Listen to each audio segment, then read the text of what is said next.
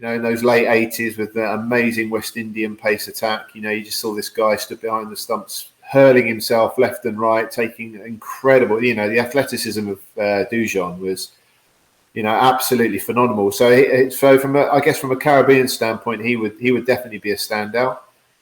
And then I guess growing up, Ian Healy, watching it from Australia, watching him keep to Shane Warne was just, he's just a magician. Warne, arguably the best bowler in the world with incredible skills.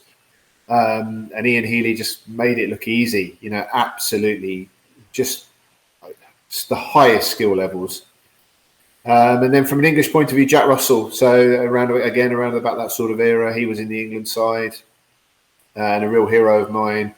He had a sort of idiosyncratic style, and you used to hear stories of his character and bits and pieces like that. But an unbelievable gloveman, and I guess then growing up in my interest of wicket keeping, so if I was exposed to coaches, they would always say, "Oh, watch Alan Knott. Try and get some footage of Alan Knott from England and Bob Taylor from England to keep wicket." So I guess if I had to.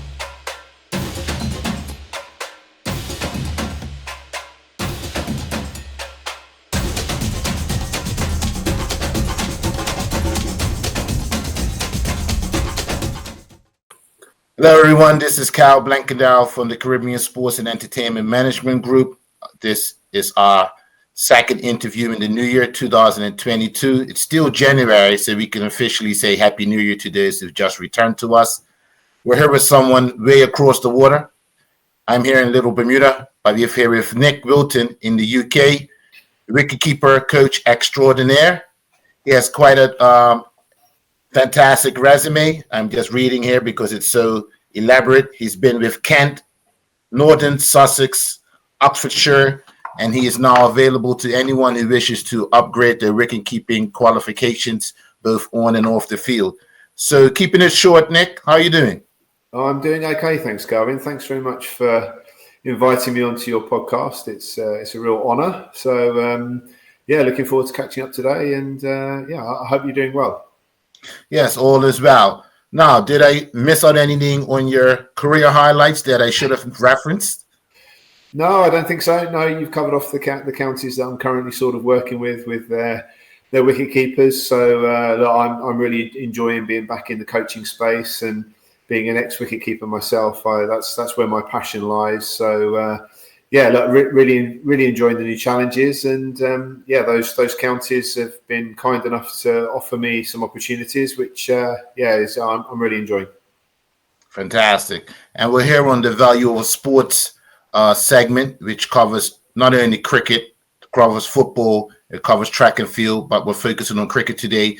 Here with Nick Wilton of the UK. So Nick, let's go straight into it. What would make anyone want to be a wicketkeeper? You have a fast bowler coming down at you, 90 miles per hour. You have to stop the ball from going behind you for a 4 or a nick off the bat. Who would do that? Well, they often say wicket keepers are similar to goalkeepers, and there's a slightly crazy element in their character. But look, I think it's the best job in the world. Cricket can be a tough game. So if you're a batsman, you could go out and face one ball and have to walk off and watch somebody else play. And bowling looks like hard work to me. So if you're a fast bowler having to run in all day, particularly in the temperatures that you guys have got out there, not so bad in England, but it still looks hard work. Let's be realistic. You probably spend 80% of a game of cricket in the field. So why would you not want to be that centre of attention? Why would you not want to be involved in every ball? And along the way, you get some amazing challenges. Like you said there, you've got fast bowlers running in, bowling at 90 miles an hour now, which is, is an extreme challenge for the keeper. And then you've got the likes of, the mystery spinners out there that can turn and bounce. And, that can be an interesting challenge as well. So look, I think it keeps you in the game, full stop. You're the centre of the fielding team, and always involved. Now, did you always want to be a wicketkeeper, or did you say, "Hey, I wanted to be a elite batsman, bowler"? Did you have another sport of choice before cricket, or was it always cricket? No, I was really interested in all sports. You know, I think as a kid, I couldn't really sit still. So my parents used to try and find any opportunity for me to go out and be active. So yeah, like I had a go at everything, and I really enjoyed football as a young age. And then cricket sort of came onto my radar, and I joined a local cricket club. And look, I think most young kids will bat, bowl, field. They'll try and have a go at everything. And maybe the coach of my local club could see that, you know, maybe I was, I had the skills to catch the ball quite easily. And he encouraged me to put the pair of gloves on. And I never looked back, to be honest with you. And there are times now as an old man sat here that maybe I should have concentrated a little bit harder on my batting, because wicket keepers need to add that string to their bow. But look, keeping was introduced to me at a very early age, and it's just something that I found naturally, you know, fairly, I wouldn't say easy, but it came naturally to me, and that was really where it started.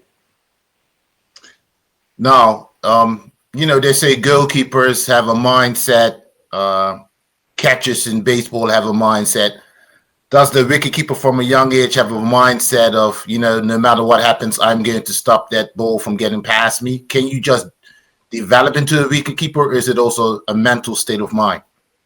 No, I think that's definitely a mental state, and I guess you have to have an element of that to be successful. There are times when your mindset has to be in the right place to be able to take on that challenge. As I said, whether it's a fast bowler running in, whether it's a difficult wicket to keep on, whether you've got a spinner turning and bouncing, they're all challenges. So I guess you've got this inner aggression to try and get the ball and want the ball and do your job as best as you can. And whether that's something that you're born with, or whether that's something you can develop, I certainly believe that you can develop those mental skills as much as you can develop the technical ones. But I think it helps if you've got this this desire in you to really, really want that ball. You want it to come through to you every ball. If there's a diving catch, you want that opportunity. If someone's going to run down the wicket to the spinner, you want them to miss it. So, I guess there's something in you that really makes you want to stand up and do your job well. Now, you did not start out as a wicketkeeper. You started out as a player. So let's talk about your career and how you actually ended up being a wicketkeeper, but also then moved into the coaching side of wicketkeeping.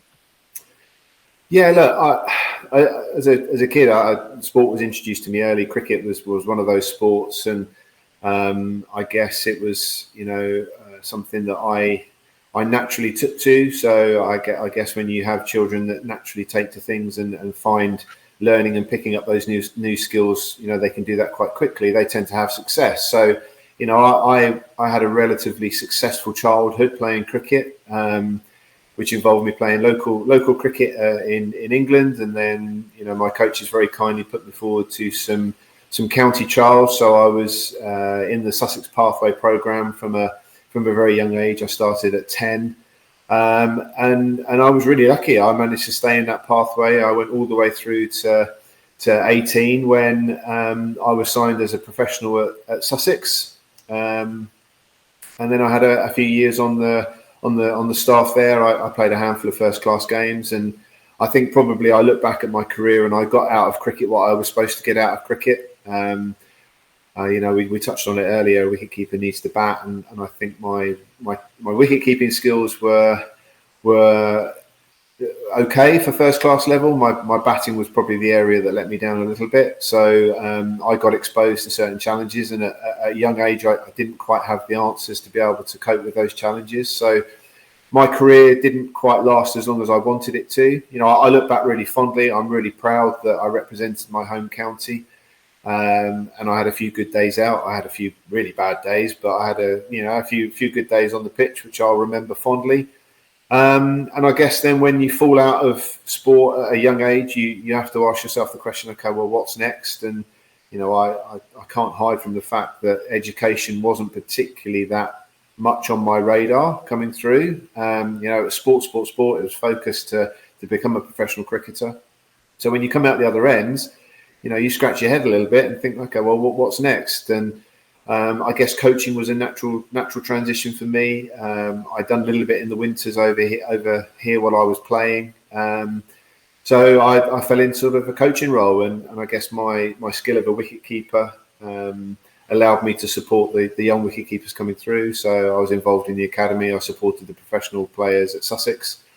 And that was something I really enjoyed. I absolutely loved it. I think looking back now, I enjoyed coaching more than I did playing at that stage. So that was amazing, and allowed me to continue my career in the game. And then I did that for about three or 4 years, and then an opportunity came up for a complete change of direction.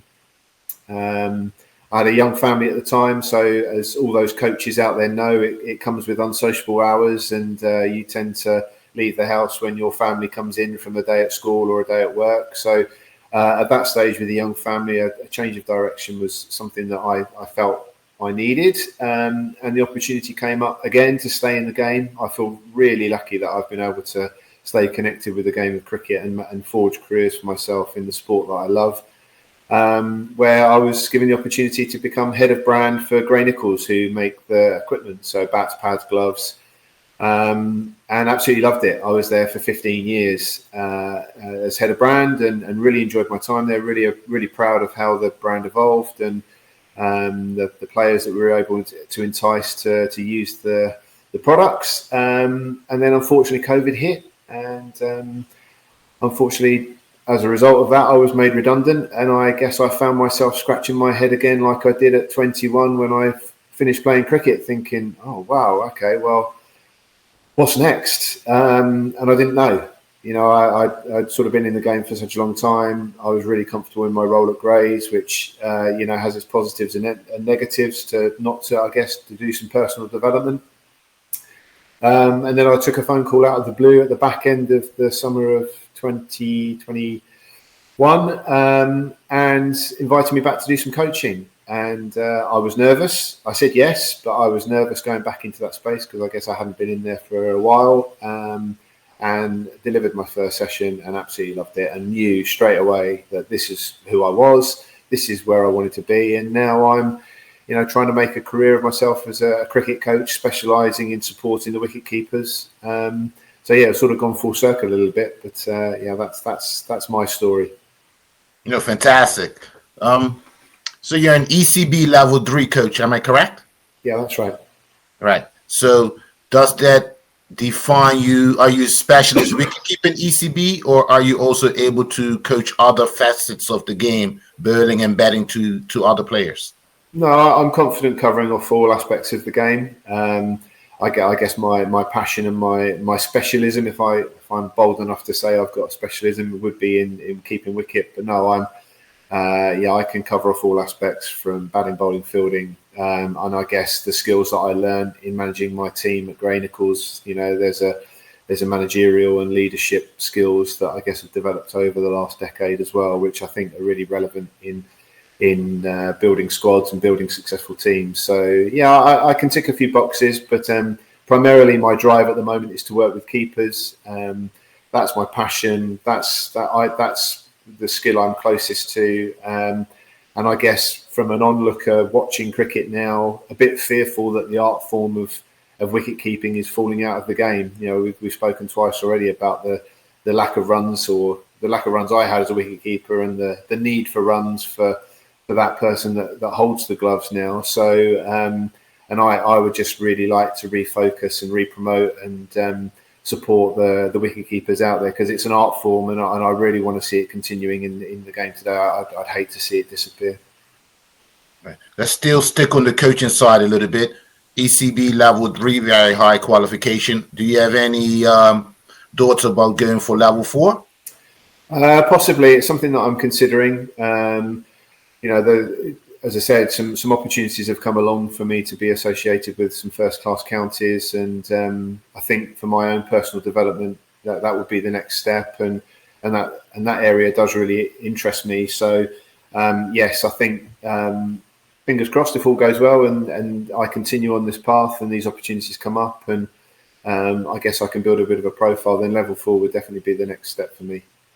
Okay, so what everyone wants to know is now, Nick Wilton, who has he worked with that will come to mind? So name some of those elite players or coaches that you've worked with over your time as a wicketkeeper coach? Well, I guess going back for when I first started, I was involved in the ECB sort of young cricketers skill set program. So the likes of Sam Billings, who's currently keeping wicket for England, would have gone through that process. A number of first class cricketers in the UK would have gone through, and I would have had some contact time with at Sussex, the likes of Matt Pryor and Tim Ambrose, who both went on to play for England, who superseded me at the club. So I had a little bit of contact time with them. Ben Brown, their current captain, who has actually now just left to go and play for Hampshire, but had a long association with him. And then during my time at Grey Nichols, I managed to keep my hand in coaching and had a good long relationship with James Foster, who was at Essex, who is now England's or ECB's wicket-keeping coach. He's just spent the winter out supporting Joss Butler and Johnny Bairstow out in the Ashes. So I work closely with James, and he's recognised as being one of the best around recently. So yeah, I work with a few, and now really excited to be working with that next generation coming through. So at Kent, currently working with Ollie Robinson. When Sam Billings returns from England's duty, I'll reconnect with him, and a lad called Jordan Cox as well, who's currently out in the Big Bash. So Kent have got a really nice stable of promising young wicket keepers coming through.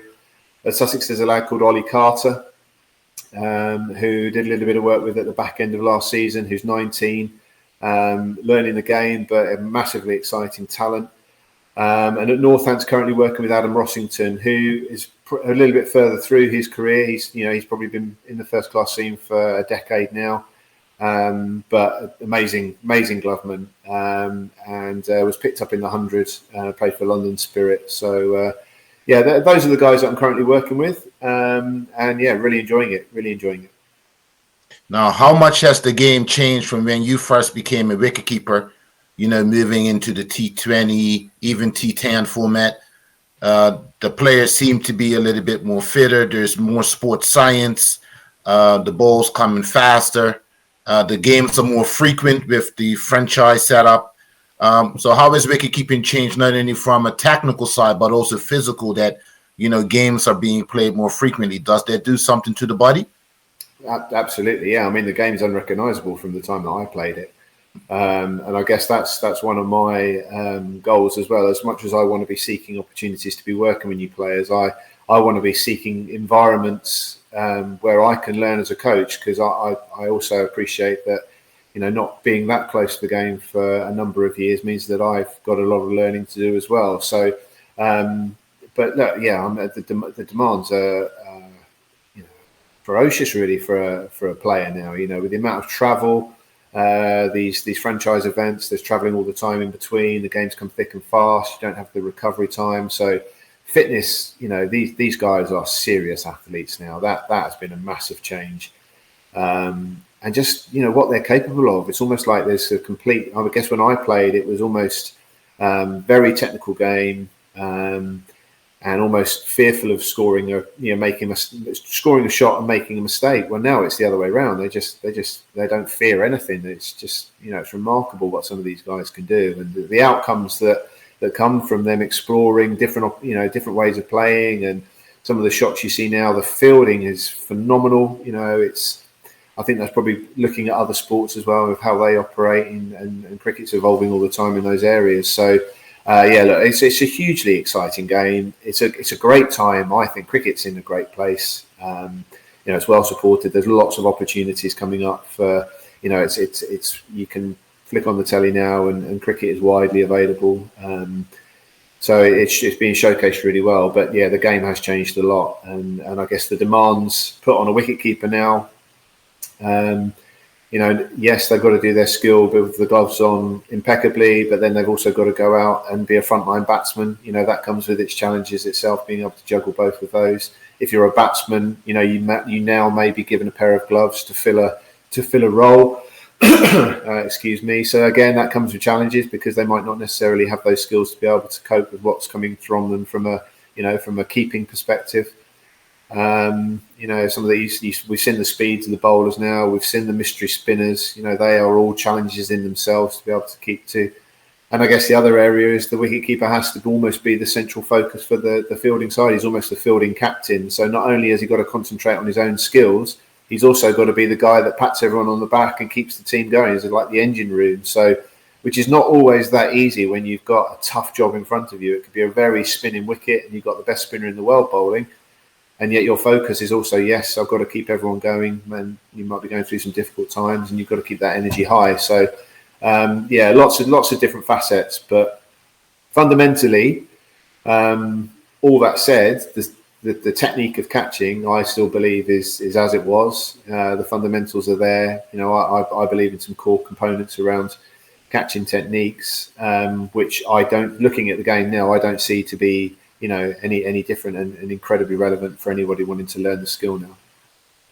All right. On a lighter note, we all have heroes, we all have role models that we wish to follow, icons.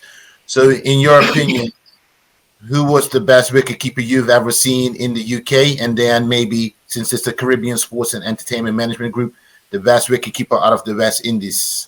Well, let's start with that one. That's easy, okay? Because as a kid, all I ever wanted, and if you speak to my parents, they would probably still remember. Excuse me. Me desperately wanting a pair of Jeff Dujon wicket-keeping gloves. I thought you were just going to say that, Jeffrey Dushan. I mean, I wasn't really a cricketer, but during that era, everybody wanted to go behind the stumps and dive to the left or the right and catch that ball. Absolutely. So he was a bit of a hero, as in those late 80s with the amazing West Indian pace attack. You just saw this guy stood behind the stumps, hurling himself left and right, taking incredible, the athleticism of Dujon was, absolutely phenomenal. So from a Caribbean standpoint, he would definitely be a standout. And then I guess growing up, Ian Healy, watching from Australia, watching him keep to Shane Warne was just, he's just a magician. Warne, arguably the best bowler in the world with incredible skills. And Ian Healy just made it look easy, absolutely just the highest skill levels. And then from an English point of view, Jack Russell. So around about that sort of era, he was in the England side and a real hero of mine. He had a sort of idiosyncratic style, and you used to hear stories of his character and bits and pieces like that. But an unbelievable gloveman, and I guess then growing up in my interest of wicket keeping, so if I was exposed to coaches, they would always say, "Oh, watch Alan Knott. Try and get some footage of Alan Knott from England and Bob Taylor from England to keep wicket." So, I guess if I had to pick a few names, they would be the ones that jump out at me as guys that I aspired to and still look at. If there's occasionally glimpse some footage of them catching the ball now, and you still look and think, "Oh, how do they do that? How do they make that look so easy?" Now the game has changed. We just talked about it. Different formats. I stand to be corrected, but the wicketkeeper was, if you were the wicketkeeper of the squad, you were the wicketkeeper. Now you have the 4-day test, the 2-day, the ODI, the T20. If you're in a T15 or T10 franchise, I think you said it before, but does the requirement for the format of the game and particularly the runs you can make, is that more important than the actual wicket keeping, depending on what type of competition it is these days? Yeah, I think so. I think runs is always going to be the focus. So it doesn't matter whether it's test match down to a T10, format. Runs is what's going to win you a game of cricket. So and that is the primary focus of any player, I guess, coming through, and particularly the wicketkeeper. He has to offer a balance to the side. So if the wicketkeeper can bat in the top order and contribute, and then stand there and do his job as well with the gloves on, then, I think that most people would take that. And again, in Test match cricket, okay, it's a longer format, and the challenges are slightly different. But, again, I think it's weight of runs, which will be the main focus, and that will give the player the opportunity to be picked in those formats. So, and I don't disagree with that. I completely understand today's demands of cricket, and I'm certainly not sat here trying to pull a handbrake on the game and go, no, we need to go back to the wicketkeeper batting 8 and 9 and averaging 15 like I did in my glamorous career. I'm not saying that at all. All I'm saying is that I think, yes, I appreciate runs is important, but let's make sure that skill, if it's a batter given a pair of gloves, or whether it is a wicket keeper that is, maybe batting focused in the longer format of the game, that skill is supported.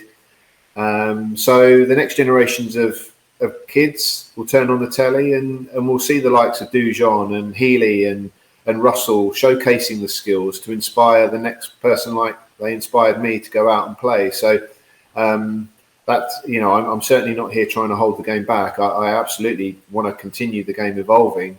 It's just amazing where the game is now, but I just want to make sure that skill of the wicketkeeper is evolving too, to match the demands and requirements of today's game. Now, you brought up an important point about, the pandemic, COVID-19 and Omicron variant, meaning that people are unable to travel and participate on a regular basis, depending on if you have a positive or negative test or borders are closed. Can you coach wicketkeeping from a distance? Like we're here on a platform. Can you do a Zoom coaching session on wicketkeeping with some youngsters or even an adult player? Is that possible? Yeah, I'm piloting some virtual coaching at the moment, and it's going really well. And I'm really confident I can add some value through clips, whether it's through a live chat like this, or watching live footage, or whether it's setting out some showcasing or sharing some drills, and then leaving that with the player, and then they go away in their own environment and they capture themselves doing those drills, set up how I would like to see them, and then I receive the clips back, and I can then add some comments, and then I can build a program in and around some of the technical areas that I can maybe see highlighted in those clips. So yeah, look, it's amazing really now. Is the technology, you're able to do so much. So I don't think it hinders it at all. If people are open to looking at options like that, then absolutely, I think that I can add value, and I think I can definitely improve skills that way. Yeah, you can't beat face-to-face contact, but appreciate that isn't always available. So yeah, to build relationships like this and to coach through video clips or however virtually, I think works really, really well in my experience. For the young potential wicket keepers coming up, everyone likes to go behind the stumps in the beginning because it looks easy. Is there a particular age where you have to make up your mind that you're going to be a wicket keeper and specialize in it? And from a technical standpoint, what are some of the main attributes a young wicket keeper should have besides, I'm not afraid of the ball? Yeah, I think I think the earlier they put the pair of gloves on, the better. And if they're willing to stick with it, then that's amazing. You hear lots of stories now of players coming through, particularly in the professional ranks over here, that they picked up a pair of gloves when they were 16, 17. That's the first time they put them on, and then all of a sudden they're playing first-class cricket and keeping wicket in a game. And at 20, they've got 3 years experience, and then they're all of a sudden at the highest form of the game in the UK, and expected to hit some certain levels. So, I love it when people turn around to me and, say they're 19 now and they say, oh yeah, well I started playing, I started keeping wicket when I was 10. I think that's amazing because, all of that experience, all of those, the volume of balls that they would have caught in games and in practice is a brilliant base then to be able to move forward on. So I would say the earlier they try a pair of gloves on, the better. And then the basic, and that's the other thing around keeping wicket is it's a simple skill. Catching is a simple skill, and often made complicated by the player themselves in certain respects because they think they have to do it in a certain way or they have to stand in a certain position. Majority of people in a cricket team, if you throw them a ball, they can all catch it. So that's no different to the person stood behind there with a pair of gloves on. So and my go-tos straight away are really, really simple things like watch the ball, and you'd be amazed at how many people I throw a cricket ball to, and then I stop halfway through and go, "Oh, that last one that I just threw you, what was the seam doing? Was the seam straight or was it wobbly?" And then no idea. No, well, you're not watching the ball. You're watching a red blur come towards you. You're not trying to find the seam come down and just to find a really comfortable position. So I always focus on energy and power in below the hips. So your legs are your explosive element. So you want them to be ready in a strong base position, and then your top half is the complete opposite. That's long and relaxed and loose, because you need your hands and your arms to be able to move quickly. And the closer you can get your head to the ball, the closer your eyes are to the thing that's coming down at you, you're going to give yourself a better chance of catching. So yeah, look, my ethos around catching is simple. I've got some sort of key technical elements, and then I've got some movement things that I like to look at.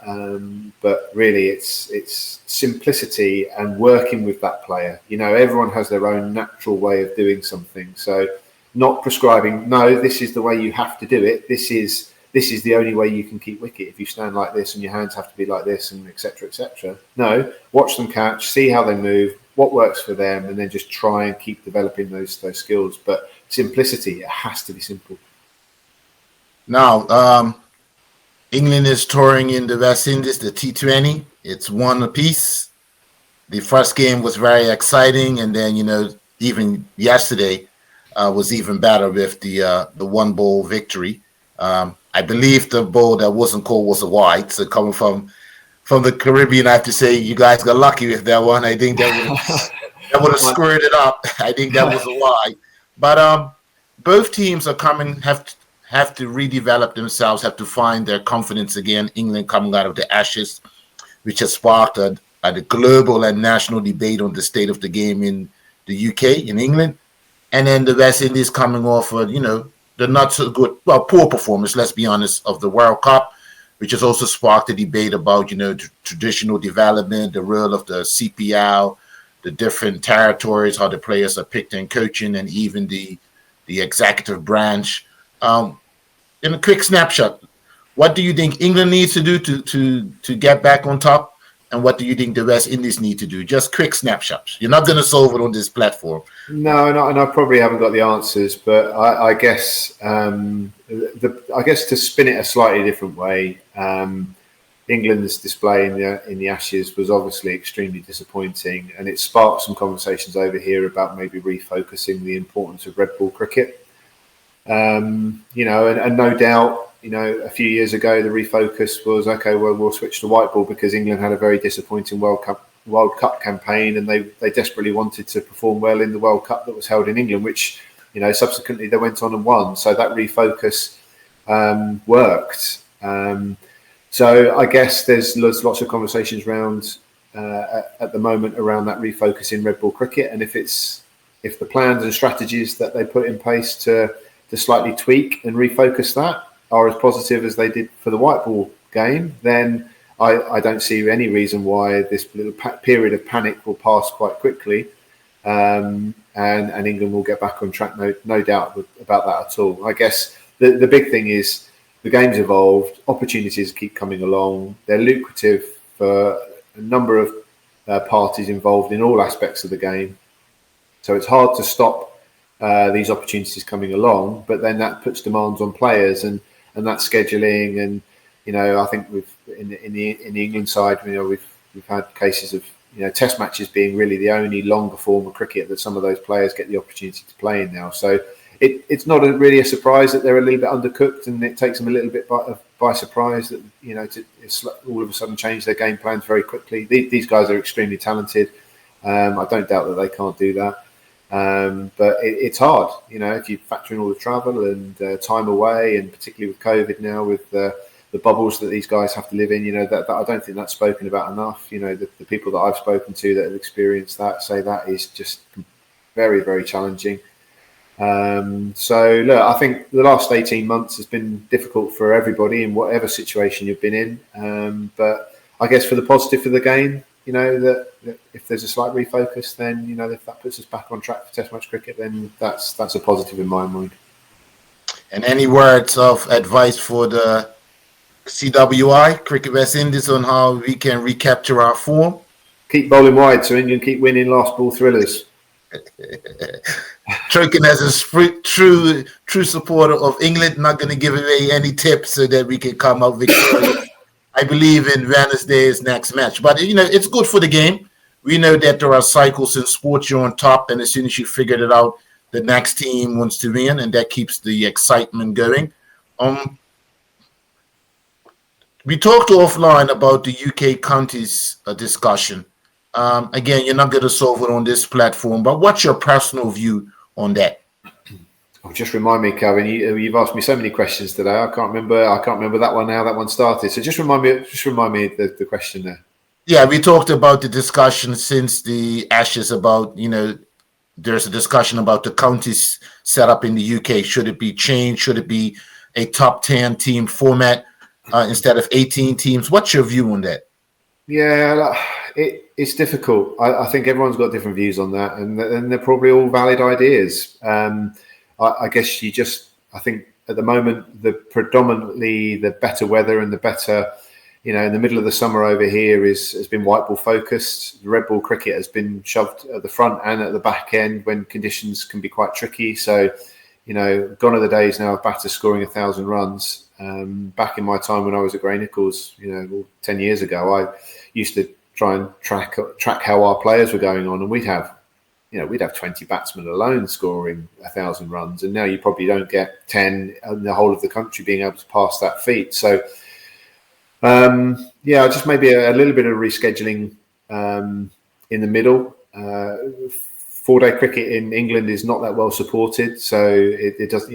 That's hard in itself. So the white ball format, the franchise stuff, the new 100 competition, obviously is designed to be viewed and played in some holidays, which is drawing crowds in, which again, is hugely positive. People want to be, it's another way of attracting a new audience in if it's accessible. So you can't really knock that, but it's just trying to make it all fit, I guess. And also, I guess that, white ball franchise cricket shows the standard naturally improves when you've got the best players playing against the best players. And unfortunately, again, down to schedules, the English Test match players don't often get the opportunity to go back and play first-class cricket. The amazing overseas players that used to, grace our game all those years ago, now because of scheduling, don't have the opportunity to come over and experience county cricket, which again then just raises the standard. I remember in my first class debut, I had Nixon McLean running in at me, trying to hit me on the head. And you don't see where too many West Indian fast bowlers come over and play county cricket anymore, just because of it's hard. It's difficult to fit it all in. So maybe a couple of tweaks like that will help. But it's going to be tricky. But the positive thing is that there's a lot of conversations around it. I guess a change will have to happen. And I'm sure ECB will make the right call, and that refocus of red ball cricket will then filter into hopefully giving our test team a slightly better chance, particularly when they go away. I mean, in English conditions, we're pretty good, but when we go away, it can be challenging sometimes. Okay, as we get close to wrapping it up, you're a very busy individual, so definitely want to thank you for coming on. 2 more questions for you. One, how can anyone who's interested in your coaching ability and your qualifications get in touch with you, especially smaller island nations such as Bermuda, or we have, Belize or Panama, other countries that are just developing cricket and may not be thinking about developing wicket keepers? How can we get in touch with you? Well, it's very easy. I can share you my email address, which is nickjameswilton@gmail.com. So if anyone's interested in maybe having a conversation around supporting the wicket keepers in their setups, then I'd love to have that conversation. I'm actually, as an example for your area of the world, I've just begun some pilot programs with Cricket Brazil, actually, with their women's team. So we're doing that virtually at the moment, and that's actually coach focused. So working with their assistant coach, just to give him a few more tools and drills and a little bit more ammunition to be able to help support his wicket keepers in that program. So I'm actually also been given the opportunity to speak to the ICC Americas group of members at the next forum, which I think is the 23rd of February. So Matt in Brazil has invited me along to be part of that. So I'll have another opportunity there. I'm in the process of building a website, so give me a few more weeks, and then that will hopefully be up and running, and I'll be able to showcase what I can do. But at the moment, either by phone or on email is probably the best way of making contact. And yeah, look, I'd love to get an understanding of what currently is out there, how those nations operate, how they support their keepers, and also see, how wicket keepers operate and how their styles have developed in all these different areas of the world. It'd be fascinating. Yes, thank you. And the last one, I definitely want to have you back again. It's a subject we didn't touch on too much, but your time at Grey Nichols, I think that is also something in the region which we have challenges with, having the sponsorship format, making sure we have access to enough kit and equipment in a timely manner, and just keeping up with the ever change of science and technology. So I think it'll be good for the region, we're a small region, the Americas, to have someone of your stature that can really give us the behind the scenes detail of how it is that manufacturers, make your bats, also how they look for kit deals and what you have to offer them. So if you don't mind sharing some of this past experience with the region, I think that would be fantastic. Would you be open to that? Yeah, no, I'd love to come back on, Calvin. That would be amazing. Any time I can look at the Zoom call with you in the sunshine in the background makes me feel a bit warmer sat in the UK in the winter. So no, look, I'd be more than happy to come on. And, you raise a good point there. Equipment, cricket requires equipment, which then is a challenge in itself, isn't it? So exploring ways of making kit more accessible so more people can go out and play and fall in love with the game that I certainly love is really important. So I'd love to come back on and have a chat with you. All right. So Nick, first of all, thank you from the Caribbean Sports and Entertainment Management Group. You're the first wicketkeeper coach we've had on. I think you're the first ECB level 3 or higher, coach we've had on as well. So thank you very much. And to close it out, give me a prediction for the next T20 on Wednesday. Who's going to win? It's one apiece now. Call it. Yeah, I have a feeling it might go 2-1 England. Okay, so I have to say 2-1 to the West Indies. So we'll circle back offline when it happens, and I'll be like, hey, Nick, thank you. You owe me a pint or two. I appreciate it. No, definitely. Okay, well, I'll look forward to that call. All right, take care. And I will be on Wednesday on the Americas. We have a members check-in every 2 months, I believe. So I will be on the call, and I look forward to hearing what you have to share with the region. All the best with you, and hopefully we can circle back sometime next month and keep the dialogue going about the kit and partnership deals, which is very important for smaller members that don't have that professional support staff or even those marquee players to pull that in.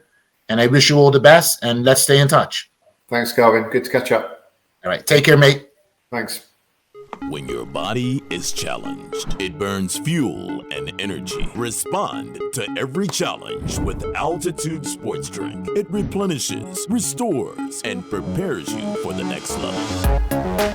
Altitude is uniquely formulated with an electrolyte blend and magnesia available in fruit punch, blue frost, and grape. Altitude.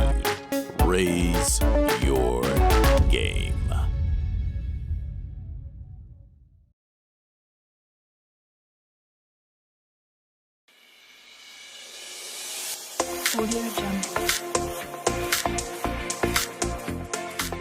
Dem Sports is an innovative sports equipment manufacturer specialising in the production of high-quality sports nets and cages for clubs, universities and schools.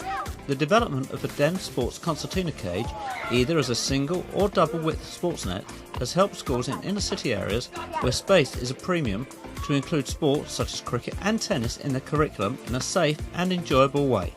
The nets were developed really for when we had schools with a problem with space, so it could be used in limited areas. It folds back to the wall to a minimum of 550 millimetres and pulls out to 8 metres just over. This sort of equipment is exactly the solution that many head teachers will look to use. It is space saving, it is easy to operate, it is relatively low cost, and again the impact of having provision within the school grounds is a real plus point. Dem Sports are the world leaders in sports nets for schools. They have a range of net sizes to suit all spaces and can custom build whatever you require. For more information on how we can help you transform your play space at school safely, quickly and affordably, contact Dem Sports for details.